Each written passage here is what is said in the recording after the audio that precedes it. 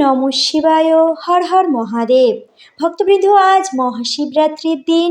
মাত্র 11 মিনিট শ্রবণ করুন এই মহাশক্তিশালী শিবের দারিদ্র্যনাশক মন্ত্র, যা শ্রবণে অর্থ কষ্ট, দারিদ্রতা, ঋণের চাপ থেকে মুক্তি লাভ করবেন। এছাড়া সকল প্রকার রোগ ব্যাধি থেকে মুক্তি পাবেন। ভক্তবৃন্দ, আজ সর্বশ্রেষ্ঠ দিন শিবের উপাসনার জন্য। ভক্তবৃন্দ, এই দিন এই মহাশক্তিশালী মন্ত্র শ্রবণের পাশাপাশি মহাদেবের পূজার্চনা করুন প্রতিটি প্রহরে।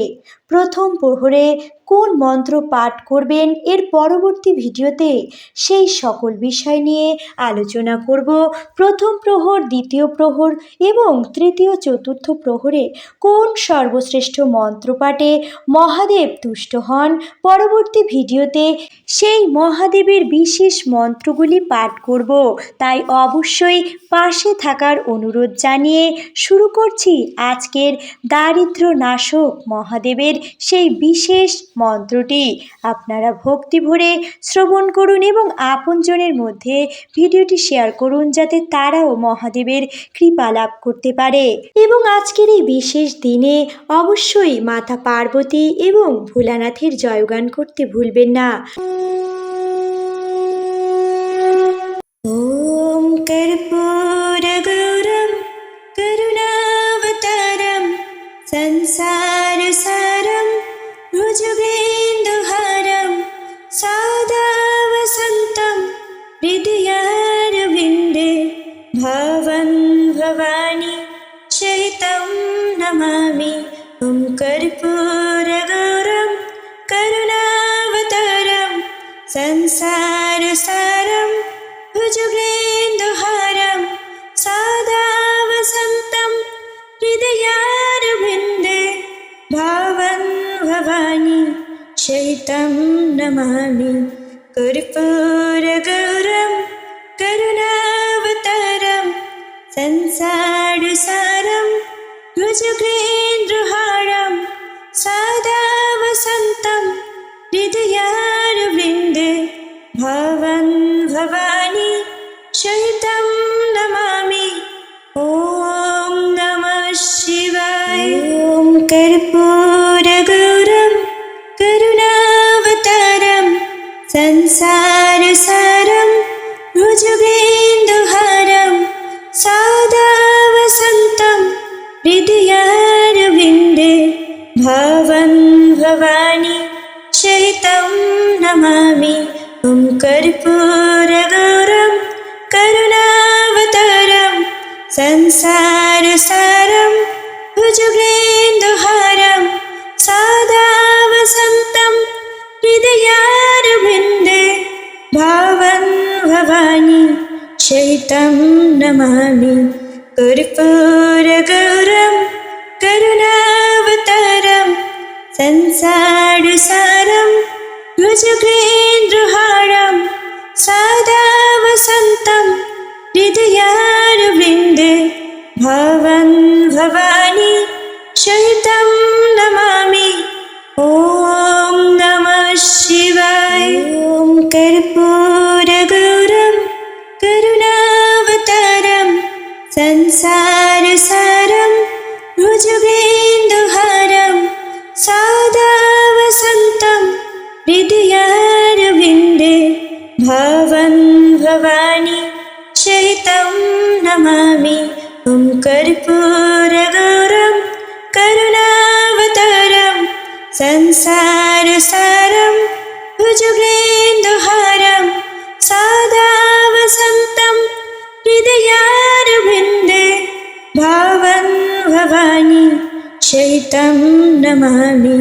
কর্পূরগৌরম করুণাবতারম সংসারসারম ভুজগেন্দুহারম সদা বসন্तं হৃদয়ারবিন্দে ভবন ভবানী সহিतं নমামি।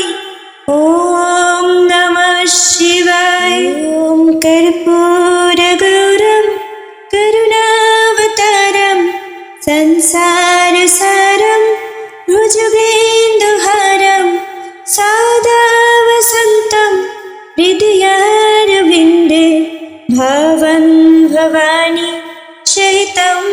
नमामि ॐ कर्पूरगौरं करुणावतारं संसारसारं भुजगेन्दुहारं सदा वसन्तं हृदयारविन्दे भावं भवानी सहितं नमामि कर्पूरगौरं करुणावतारं संसारसारं भुजगेन्द्रहारं सदा वसन्तं हृदयारविन्दे भावं भवानी सहितं नमामि ॐ नमः शिवाय ॐ कर्पूरगौरं करुणावतारं संसारसारं भुजगेन्दुहारं सदा वसन्तं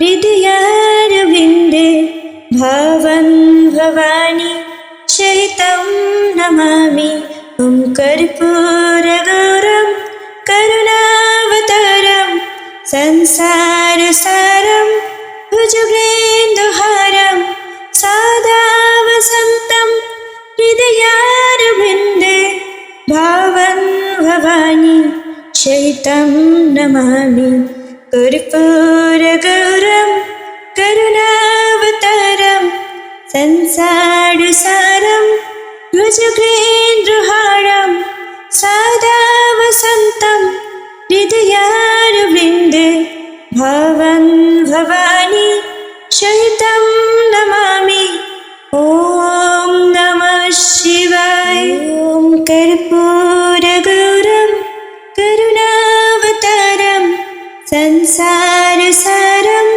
भुजगेन्दुहारं सदा वसन्तं हृदयारविन्दे भावं भवानी सहितं नमामि ॐ कर्पूरगौरं करुणावतारं संसारसारं भुजगेन्दुहारं सदा वसन्तं हृदयारविन्दे भावं भवानी सहितं नमामि कर्पूरगौरं करुणावतारं संसारसारं भुजगेन्द्रहारं सदा वसन्तं हृदयारविन्दे भावं भवानी सहितं नमामि ॐ नमः शिवाय ॐ कर्पूरगौरं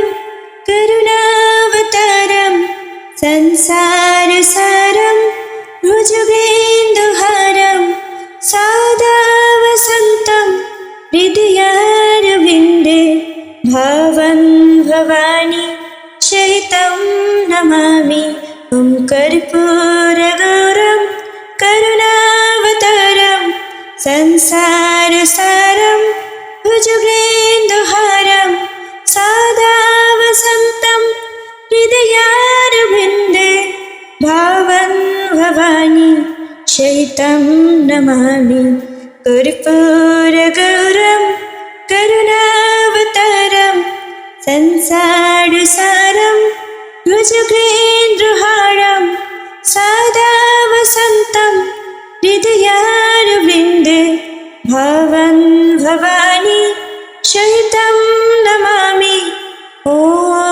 नमः शिवाय ॐ कर्पूरगौरं करुणावतारं संसारसारं भुजगेन्दुहारं सदा वसन्तं हृदयारविन्दे भावं भवानी सहितं नमामि ॐ कर्पूरगौरं करुणावतारं संसारसारं भुजगेन्दुहारं सदा वसन्तं हृदयारविन्दे भावं भवानी सहितं नमामि कर्पूरगौरं करुणावतारं संसारसारं भुजगेन्द्रहारं सदा वसन्तं हृदयारविन्दे भावं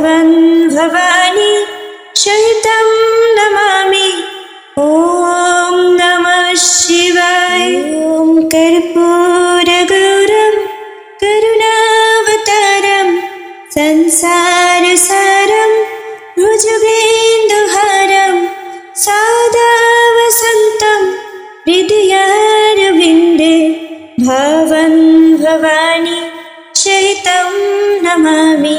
ॐ कर्पूरगौरं करुणावतारं संसारसारं भुजगेन्दुहारं सदा वसन्तं हृदयारविन्दे भवं भवानी सहितं नमामि। कर्पूरगौरं करुणावतारं संसारसारं भुजगेन्दुहारं सदा वसन्तं हृदयारविन्दे भवं भवानी सहितं